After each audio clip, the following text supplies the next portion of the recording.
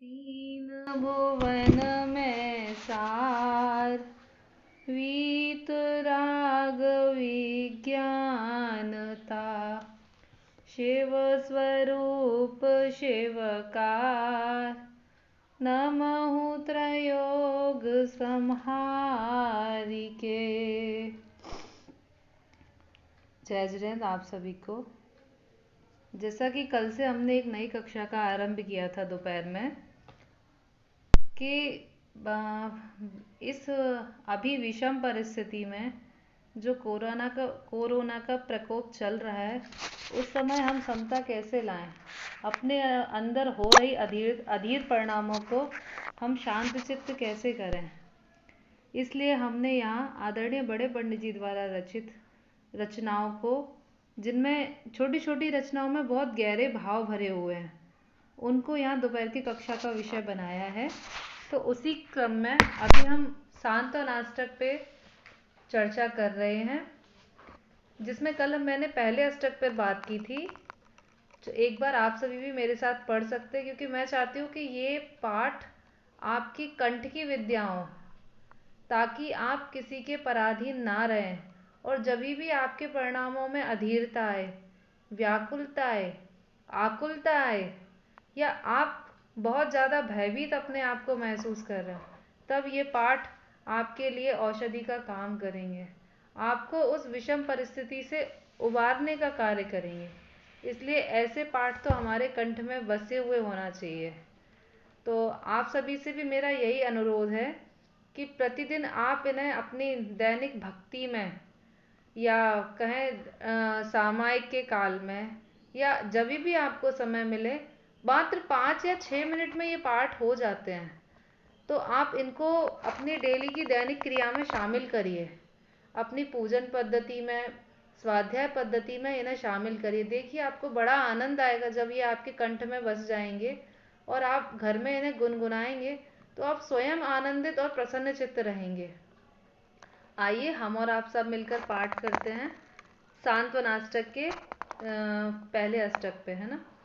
शांत चित्त हो, निर्विकल्प हो, आत्मन निज में तृप्त रहो, व्याग्र न हो, क्षुब्ध न हो, चिदानंद रस सहज पियो, स्वयं स्वयं में सर्व वस्तुएं सदा परिणमित होती हैं, इष्ट अनिष्ट न कोई जग में, व्यर्थ कल्पना झूठी है, धीर वीर हो, मोह भाव तज, आत्म अनुभव किया करो, व्यग्र न हो, क्षुब्ध न हो, चिदानंद रस सहज पियो। दूसरा अष्टक लेते हैं आज। देखो प्रभु के ज्ञान माही सब, लोकालोक झलकता है, फिर भी सहज मग्न अपने में, लेश नहीं आकुलता है, सच्चे भक्त बनो, प्रभुवर के ही पथ का अनुसरण करो, व्यग्र न हो, क्षुब्ध न हो, चिदानंद रस सहज पियो। यहाँ हमने 2 अष्टक का पाठ किया। जैसा मैंने कल भी आपको बताया था कि इस सांत्वन अष्टक में पंडित जी साहब हमें आदेश दे रहे हैं।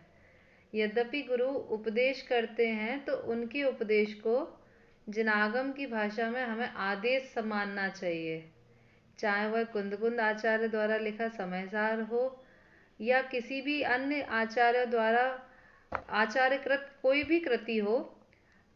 आचार्य तो हमेशा अपने स्वभाव में डूबकर अपने लिए लिखते हैं, लेकिन वो करुणाकर जो हम तक जिनवाणी आती है वह हमें आदेश मानना चाहिए।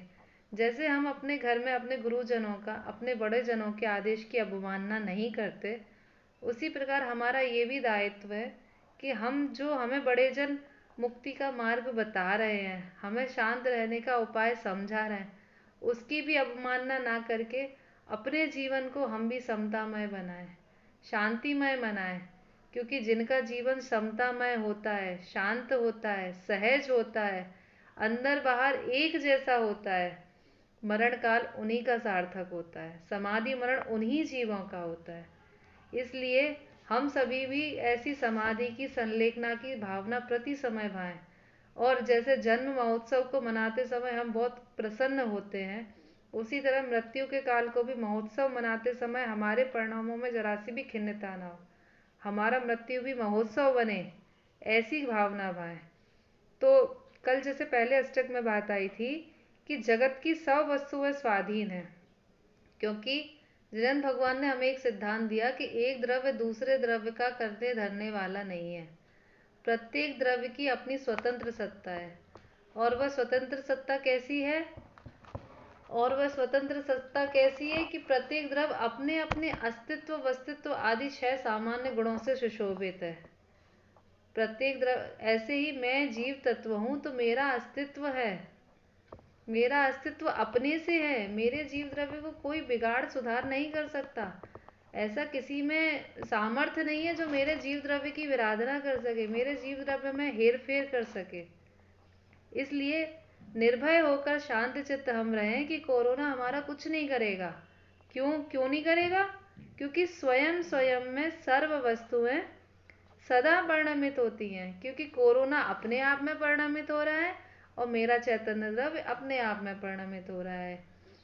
समता षोडशी में भी जैसे सुबह चर्चा चल रही है, उसमें भी एक दूसरा छंद है कि देह भिन्न है, कर्म भिन्न है, उदय आदि भी भिन्न अहो, नहीं अधीन है तेरे कोई, सब स्वाधीन परिणमित हो। यही बात पंडित जी ने वहां लिखी और वही बात पंडित जी ने यहाँ लिखी। यदि गंभीरता से देखें तो बस शब्दों में फर्क है, अर्थ में कोई भी फर्क नहीं है। जो जीव इस बात का श्रद्धान करते हैं कि वास्तव में जगत की सारी वस्तुएं अपने अपने अनुसार कर्मोदय के अधीन परिणमित कर रही हैं, मैं उनमें किंचित मात्र भी फेरबदल नहीं कर सकता, वह जीव निश्चिंत रहता है, निर्भर रहता है और जगत से निरपेक्ष रहकर अपने आत्म स्वभाव में लीन रहता है।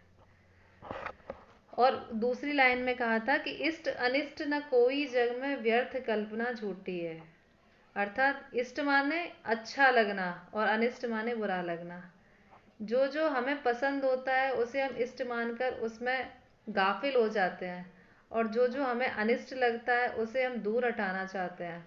इष्ट में राग होता है और अनिष्ट में द्वेष होता है। अनादिकाल से हम यही करते आ रहे हैं। हमारे लिए कभी ये अच्छा, ये बुरा, ये खराब, ये ऐसा, ये वैसा। इष्ट अनिष्ट की मान्यता के कारण ही हम कषायों को जन्म देते हैं। कषाय, बालबोध पाठमाला भाग 2 में एक पाठ है कषाय का, जहाँ ये बात लिखी हुई है कि मुख्यतया मिथ्यात्व के कारण जब पर पदार्थ इष्ट और अनिष्ट भाषित होते हैं तभी कषाय उत्पन्न होती है। तो कषाय के मूल में क्या है कि इष्ट अनिष्ट संबंधी मान्यता।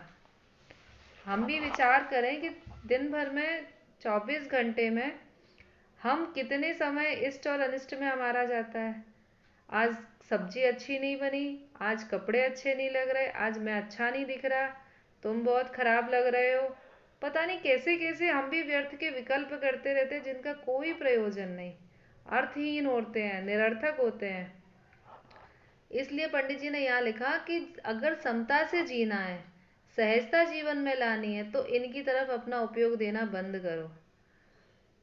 कि उपयोग कैसे नहीं जाएगा? कि जब हम ये विश्वास लेकर आएंगे कि जगत में ना मेरे लिए कोई इष्ट है और ना मेरे लिए कोई अनिष्ट है, जो भी परिणमन हो रहा है सहज। अब यहाँ इस बात के लिए स्वच्छंदी मत हो जाना कि जब मेरे लिए कोई इष्ट अनिष्ट नहीं है तो फिर मैं मंदिर क्यों जाऊँ, कि जिनन भगवान से क्या प्रयोजन, जिनवाणी से क्या प्रयोजन। नहीं, व्यवहार से हमारे लिए पंच परमेष्ठी भगवान इष्ट हैं, क्योंकि यही एक शरणभूत है। लेकिन मैंने क्या कहा, व्यवहार से। पंच परमेष्ठी भगवान आपके उदय को नहीं बदल सकते। पंच परमेष्ठी भगवान आपके लिए कुछ भी नहीं कर सकते, क्योंकि वो भी जगत के करने धरने वाले नहीं है। इसलिए आप स्वच्छंदता ना लेकर वस्तु स्थिति से विचार करें कि जब आपका उपयोग निर्मल हो तब इस बात को गंभीरता से अपने अंदर उतारने का अभ्यास करें कि क्या वाकई में मेरे लिए आज तक कोई इष्ट हुआ। जो इष्ट हुआ उसे सदाकाल आपके पास रहना चाहिए था, क्या वो रहा? आप स्वयं अपने परिणामों से ये देखें, चाहे वो परिवारी जन हो, चाहे वो सगे संबंधी हो, चाहे वो बाहर चेतन अचेतन कोई भी पदार्थ हो, यदि वो इष्ट है आपके लिए तो वो सदा काल आपके साथ, आपके पास, आपके अनुसार होना चाहिए। और यदि अनिष्ट है तो हमेशा के लिए दूर होना चाहिए। कहते हैं कि जगत में जो वस्तु आपको अनिष्ट भाषित हो रही है वो किसी ना किसी के लिए इष्ट होगी, क्योंकि प्रत्येक वस्तु अनंत धर्मात्मक है। उसमें इष्टपना भी है और अनिष्टपना भी है। आपको खांसी है तो आपके लिए मिठाई अनिष्ट कारक है, लेकिन जिनको खांसी नहीं है उनको मिठाई इष्ट है।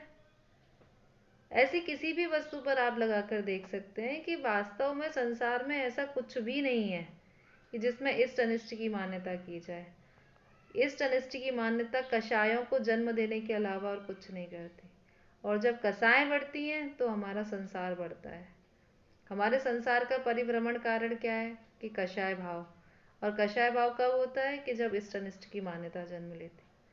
इसलिए इन 24 घंटे में 1 घंटे अपने लिए निकालकर इस बात का गहनता से अभ्यास करें कि क्या वाकई में कोई मेरे लिए आज तक इष्ट हो पाया, क्या कोई मेरे अनुसार चल पाया।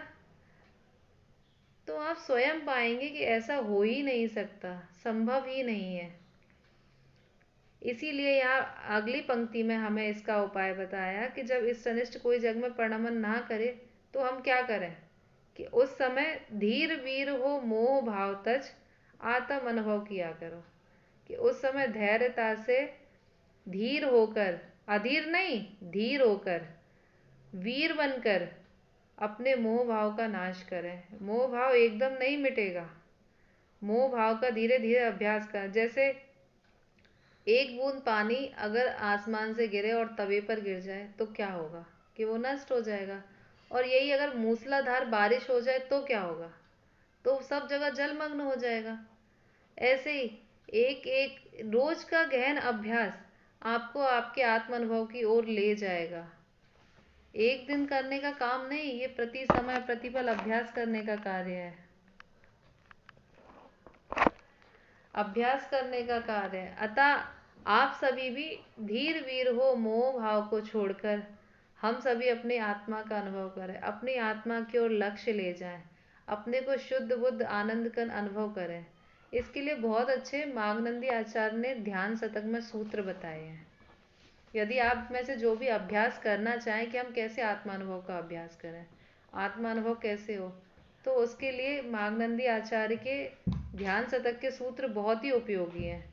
जहाँ एक एक चीज की मैं निष्कर्म सहित, मैं निष्कर्म हूँ, मैं कषायों से रहित हूँ, मैं राग द्वेष के परिणामों से रहित हूँ, मैं शुद्ध हूँ, मैं निरंजन हूँ, इस तरह अपनी आत्मा की अनंत अनंत गुणों के द्वारा महिमा गाई गई है। जब हम उसका एक एक सूत्र का अभ्यास करते हैं तो हमें वो आत्मा का बल समझ में आता है। हमें अंदर में ऐसा लगता है, भले 10 मिनट 15 मिनट के लिए करते हैं, कि हाँ वो फील, वो अनुभव हम खुद में महसूस करते हैं कि हाँ इस शरीर से पार कोई द्रव्य है, इस शरीर से भिन्न कोई वस्तु है जो मैं हूँ। यदि आपको समय मिले तो आप एक बार अभ्यास अवश्य करें। अब दूसरे अष्टक की तरफ चलते हैं। आज अपन को जिस पर चर्चा करनी है कि देखो प्रभु के ज्ञान माही सब लोकालोक झलकता है, फिर भी सहज मग्न अपने में लेश नहीं आकुलता है।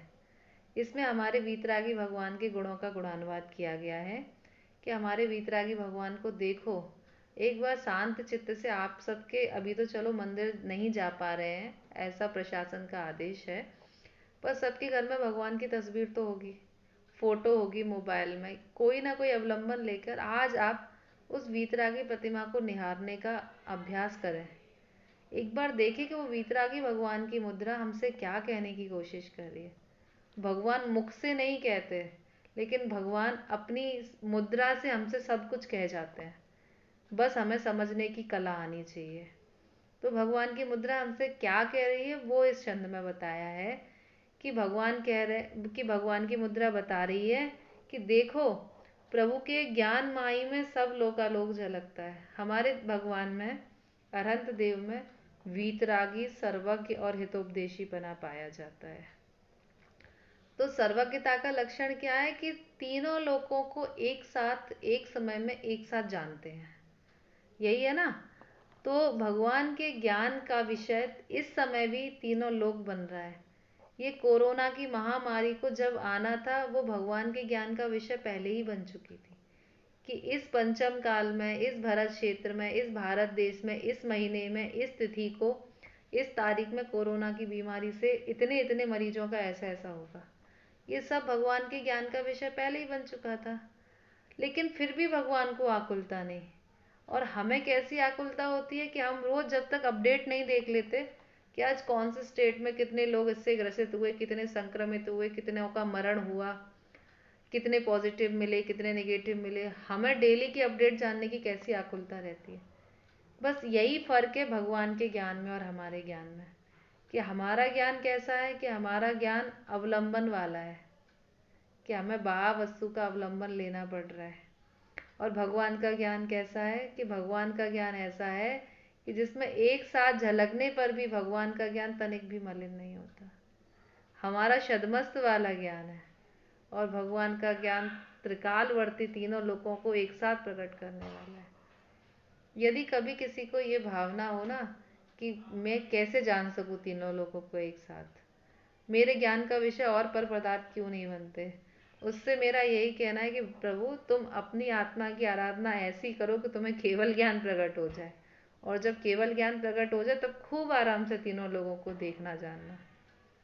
अभी किसी छद्मस्त के ज्ञान का विषय तीनों लोग बनना संभव नहीं है, लेकिन भगवान के ज्ञान की स्वच्छता कैसी है कि तीनों लोग एक साथ झलक रहे हैं। कोरोना की महामारी ज्ञान का विषय बन रही है, फिर भी भगवान को इतना सा भी आकुलता नहीं हो रही, इतना सा भी परिणाम नहीं आ रहा कि चलो जो मेरे स्वजन हों, जो मेरे धर्म को मानने वाले हों, जो मेरी पूजा करने वाले हों, चलो मैं उनको ही जाकर समझा दूं या उनको ही इस बीमारी से उबार लूं। इतना क्योंकि भगवान कौन है? पहला वाला विशेषण वीतरागी। वीतरागी क्या? कि जो राग द्वेष से रहित होते हैं, बीत गया हो राग जिनका। तो भगवान को ना तो हमारे प्रति राग आ रहा है इस समय, ना द्वेष आ रहा है। इसलिए भगवान कैसे हैं कि भगवान आकुलता से रहित हैं। उनके परिणामों में किंचित भी इस समय आकुलता नहीं बरत रही है। वे तो सहज अपने में तृप्त हैं। कहते हैं ना, जो अपने में तृप्त होता है उसे बाहर देखने की अभिलाषा ही नहीं रहती। यदि आपके पास सर्व सर्व धन की अनुकूलता हो तो क्या आप किसी परद्रव्य की इच्छा करेंगे? नहीं करेंगे, क्योंकि जब अपना पेट भर जाता ना, फिर सामने वाला 36 व्यंजन भी परोसे ना, तो भी हमें खाने का भाव नहीं आता। इसी प्रकार भगवान अपने आप में संतुष्ट हैं, अपने ज्ञान स्वभाव में ऐसे मग्न हैं कि उन्हें सहज भी परिणाम नहीं आता कि तीनों लोग एक साथ झलकने पर मैं जरा देख तो लूं कि भरत क्षेत्र में क्या हो रहा है, मध्य लोक में क्या हो रहा है, अधोलोक के जीव क्या कर रहे हैं। इतना सा भी परिणाम नहीं आता।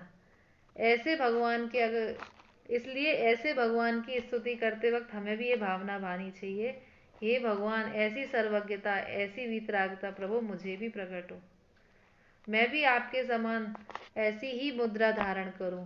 कब वो दिन आएगा जब मैं भी दिगंबर वेश धारण करूंगा। ऐसी भावना भावने वाले जीव ही एक दिन भगवान बनते हैं। आचार्य पद्मनंदी ने एक बहुत अच्छी बात लिखी है कि तत्व प्रीति चित्तेन येन वार्तापि ही श्रुता, कि जिस जीव ने भी भगवान आत्मा की बात प्रसन्न चित्त से सुनी है वह जीव भव्य है, और वह जीव अल्प काल में निर्वाण को प्राप्त करता है। अतः जब भी कहीं स्वाध्याय की चर्चा चले, जभी भी कहीं भक्ति इत्यादि का योग बने, जभी भी कहीं आपको जिनवाणी के वचन कानों में पड़े, आप प्रसन्न चित्त हो उठे, ये तो मेरी बात है, ये तो मेरे भगवान आत्मा की बात चल रही है, अरे ये तो मेरा गुणानुवाद हो रहा है। जब ऐसी महिमा आती है, ऐसे जीव मोक्ष मार्ग में लगते हैं। ऐसे जीवों से ही इस पंचम काल में धर्म तीर्थ प्रवर्तता है। ऐसे ही जीव धर्म की परंपरा को आगे ले जाते हैं। अगली पंक्ति में कहते हैं कि सच्चे भक्त बनो प्रभु वर के, ही पथ का अनुसरण करो। कि जो वीतरागी, सर्वज्ञ और हितोपदेशी भगवान हैं, कि ऐसे भगवान के ही सच्चे भक्त हो। सच्चे भक्त कैसे? कि सम्यक दर्शन ज्ञान चारित्र से सुशोभित भक्त। आपका श्रद्धान इतना दृढ़ हो, आपका सम्यक तो इतना पक्का हो, इतना मजबूत हो कि नहीं, तीनों लोकों में एकमात्र जैन धर्म के अलावा कोई मेरा हितकारी नहीं है। जिन भगवान के अलावा, जिनेन्द्र देव के अलावा और कोई मुझे शरणभूत नहीं है। ये पंच परमेष्ठी भगवान ही मेरे आत्म कल्याण में निमित्त है। ऐसा दृढ़ श्रद्धान पक्का हो। इस संबंध में रेवती रानी की कहानी आती है, जो अमूढ़ दृष्टि अंग में प्रसिद्ध हुई है। शास्त्रों में ऐसा लिखा है कि रेवती रानी अमूढ़ दृष्टि अंग की धारक थी। एक बार किसी देव के स्वर्ग लोक में उनके गुणों की चर्चा चल रही थी, तो एक देव के मन में शंका हुई कि जाकर परीक्षा लेकर तो देखूं कि रेवती रानी की जितने गुणानुवाद यहाँ स्वर्ग लोक में गाए जा रहे हैं, एक बार मैं जाके देखूं तो सही, क्या वो वाकई में इतनी धर्म पे दृढ़ हैं, क्या उनका श्रद्धान इतना पक्का है। तो उसने क्या किया, माया से मध्यलोक में आकर 25वें तीर्थंकर के संभव शरण की रचना की, उसी नगरी में जहाँ रेवती रानी रहती थी। और पूरे नगर में ये गुंजायमान कर दिया कि चलो भाई, भगवान का संभव शरण आया है। जब ये खबर रेवती रानी के कानों में पड़ी, तो उन्हें लगा कि मन में उन्होंने विचार किया कि इस पंचम काल में तो 24 तीर्थंकर ही होने थे, और अंतिम तीर्थंकर भगवान महावीर तो हो चुके, तो ये 25वां तीर्थंकर कैसे आ सकता है। तब उन्होंने विचार किया कि नहीं, ये किसी की मायामयी रचना है, तीर्थंकर तो हो ही नहीं सकते। और उस देव की भी विक्रिया देखो कि साक्षात तीर्थंकर का रूप बनाकर, यद्यपि वो तीर्थंकर नहीं बन सकता, कि किसी भी देव में ऐसी शक्ति नहीं है, फिर भी उसने मायामयी ऐसी रचना की कि जैसे सच में कोई जीव आश्चर्यचकित हो जाए कि जैसे तीर्थंकर का सम्मोषण विराज रहा हो। लेकिन फिर भी रेवती रानी इतनी दृढ़ रही कि सारे नगरवासियों के जाने के बावजूद भी वो अपने महल से बाहर नहीं, क्योंकि उनको पक्का दृढ़ श्रद्धान था। और वो अपने जिनालय में बैठे भगवान की भक्ति कर यही की गुणानुवाद कर थी कि प्रभु, ये बात पक्की है, तीर्थंकर की वाणी में निधि है कि इस पंचम काल में इस भरत क्षेत्र में 24 तीर्थंकर ही होने थे, जो हो चुके, तो 25वें की व्यवस्था, ये पक्का कोई मायावी ही है जो इस तरह की क्रियाएं कर रहा है। और उनके मन में किंचित भी विकल्प नहीं आया कि जाकर देख तो लूं, भले ही मैं नमस्कार नहीं करूंगी, अरे देख तो लूं, ऐसा बिल्कुल भी भाव नहीं आया। तब उस देव ने स्वयं आकर उनको नमस्कार किया और कहा कि हाँ माता, अब समझ में आया कि स्वर्ग लोक में आपका गुणानुवाद क्यों होता है। आपकी दृढ़ता को धन्य है, आपके सम्यक को धन्य है, इत्यादि अनेक प्रसन्नता सूचक शब्द कहे। इसी तरह हमें भी ये शिक्षा लेनी चाहिए रेवती रानी के इस प्रसंग से, कि हमारा भी श्रद्धा इतना दृढ़ हो कि भीषण विषम परिस्थिति आ जाए पर हमारी भी श्रद्धा तनिक देवशास्त्र गुरु से विचलित ना हो। अगर हमारा कोई इस संसार से उबारेगा हमें, यदि कोई हमारा हित करेगा, हमें मोक्ष के मार्ग में आगे ले जाएगा, हमारा हाथ पकड़कर संसार से पार ले जाएगा, तो वो एकमात्र वीतरागी देवशास्त्र गुरु ही है। ऐसी दृढ़ श्रद्धा वाले ही सच्चे भक्त भगवान का पथ का अनुसरण कर पाते हैं। तो यहाँ इस लाइन में यही बात कही गई है कि सच्चे भक्त बनो प्रभुवर के, ही पथ का अनुसरण करो। हम और आप सब भी इतने दृढ़ श्रद्धानी बने कि जिन्हें भगवान स्वप्न में भी अगर कोई 3 लोक की संपदा भी हमको दे दे, तो भी हम उसके बदले में अपनी श्रद्धा से ना डिगे। ऐसे बहुत प्रसंग ज्ञानी जनों के जीवन में आते हैं, जहाँ एक तरफ उन्हें ऐसे ऐसे प्रलोभन दिए जाते हैं कि तुम जिनेंद्र भगवान को छोड़कर किसी अन्य को नमस्कार करो तो हम आपको 3 लोक की संपदा दें, पर वो कभी इस चीज को स्वीकार नहीं करते। आचार्य समुद्रभद्र का उदाहरण भी सर्वप्रसिद्ध है कि जब उनको भस्मक व्याधि का रोग हो गया था तो उन्होंने मुनि दीक्षा का छेदन करके एक राजा के यहाँ शिव मंदिर में जाकर पुजारी का काम करना शुरू किया, और शिव जी को जो भोग चढ़ाया जाता था उस भोग का वो स्वयं भक्षण करते थे। लेकिन जब ये बात नगर जनों को पता चली, राजा को पता चली, तो राजा ने भी उनसे यही कहा कि तुम जब तक शिव प्रतिमा को नमस्कार नहीं करोगे तो तब तक हम तुम्हें इस नगर से नहीं जाने देंगे या तुम्हें ऐसी सजा देंगे। इस तरह का कोई दंड उनके लिए दंड विधान बनाया। तब उन्होंने भी यही कहा कि हे राजन, आप कितना भी प्रयत्न कर लो, मैं एक सच्चा जैनी हूँ, जिनेंद्र भगवान का भक्त हूँ, ये शिव प्रतिमा मेरा नमस्कार नहीं झेल सकती। और यही हुआ कि जब बहुत अधिक उन पर दबाव डाला गया तो उन्होंने ये बात स्पष्ट कर दी कि राजा, ये शिव पिंडी फट जाएगी लेकिन ये मेरा नमस्कार नहीं झेल पाएगी, मैं एक निर्ग्रंथ हूँ। और यही हुआ जब उन्होंने अपने चैतन्य प्रभु भगवान की आराधना, पंच परमेष्टि की भक्ति करना शुरू किया और उस शिव पंडित और पंच परमेष्टि की भक्ति में रत रहते रहते स्वयंभू स्तोत्र का जब 8वां छंद पढ़ना शुरू किया तो वो शिव पिंडी फट गई और उसमें से चंद्र प्रभु भगवान प्रकट हो गए। इस तरह से उन्होंने महान जैन धर्म की प्रभावना की। ऐसे दृढ़ श्रद्धानी जीव शास्त्रों में अनेक मिलेंगे। आप यदि समय निकालकर उनको पढ़ेंगे, उनके जीवन प्रसंगों को देखेंगे तो आपका भी श्रद्धा उन्हीं के समान दृढ़ होगा कि हाँ, मुझे भी जीवन प्रभु का भक्त बनना है तो ऐसा ही बनना है।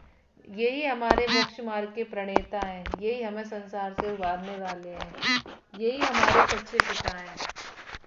इस तरह की बात इस छंद में यहाँ कही गई है। अगला तीसरा छंद है, हम सिर्फ उसका पाठ करेंगे और बाकी इसकी चर्चा आगे बाद में करेंगे। कि देखो मुनिराजों पर भी कैसे कैसे उपसर्ग हुए, धन्य धन्य वे साधु साहसी, आराधन से नहीं छिगे। उनको निज आदर्श बनाओ, उर्मे समता भाव धरो, व्यग्र न हो शोब्ध न हो, चिदानंद रस सहज पियो। ये तीसरा छंद है जिस पर हम कल चर्चा करेंगे। लेकिन मेरा आप सभी से एक अनुरोध अवश्य है कि इसके 8 अष्टकों को कृपया कर आप याद अवश्य करें। मुझे पता है कुछ लोगों को ये कहना रहता है कि भाई हमें अब याद नहीं होता, परंतु ऐसा नहीं। आप सच्चे मन से इनकी भक्ति करेंगे, इन पाठों को पढ़ेंगे, ये आपको अवश्य याद होंगे। मैं कहती हूँ आपको याद ना हो, पर इन पाठों की एक एक लाइन की आपको भाव वासना रहे, ताकि आप विषम परिस्थिति में भी व्याकुल ना हो, आपका चित्त सदैव प्रसन्न रहे। आपकी प्रसन्नता देखकर घर वाले परिवारी जनों को भी लगे, अरे इनको ऐसा क्या मिल गया जो इतने ये प्रसन्न रह रहे हैं, बिल्कुल इतने सहज हो गए कि इनको कुछ भी दे दो, कुछ भी कर दो, ये कुछ बोलते ही नहीं है। ऐसी प्रसन्नता आपके अंदर में आए। ये इन पाठों को दोपहर की कक्षा का विषय बनाने का प्रयोजन ही यही था कि इस विषम परिस्थिति में हम और आप तत्व ज्ञान की एक एक पंक्ति से, एक एक पाठ से ऐसे रूबरू हों कि ये हमारे हृदय में बस जाए और हमारा जीवन भी निर्दोष और सहज हो जाए। ज्ञानी भगवंतों के चरण के पथ पर चलकर हम भी अपने मोक्ष मार्ग को आगे प्रशस्त करें। अतः आप इनका पाठ अवश्य करें, अभ्यास अवश्य करें। इसी भावना के साथ आज की बात को यहीं विराम देंगे, शेष चर्चा कल करेंगे। आप इनको अवश्य पढ़ें और एक एक अष्टक में देखें कि क्या क्या भाव आया है, और अगर किसी को कुछ पूछना हो, कोई विशेष बात जाननी हो, तो वो मुझसे बाद में संपर्क कर सकता है या मैसेज भी कर सकता है। आज की बात यहीं पूर्ण करते हैं। निज निधि निज में बताई, यह अनंत उपकार है, उसके लिए जिन वाणी माँ को वंदना सतवार है। जो जहाँ वही 9 बार ओंकार मंत्र का पाठ करे। जय बोलो द्वादशांग मई जिनवाणी माता की जय, वीतरागी जैन धर्म की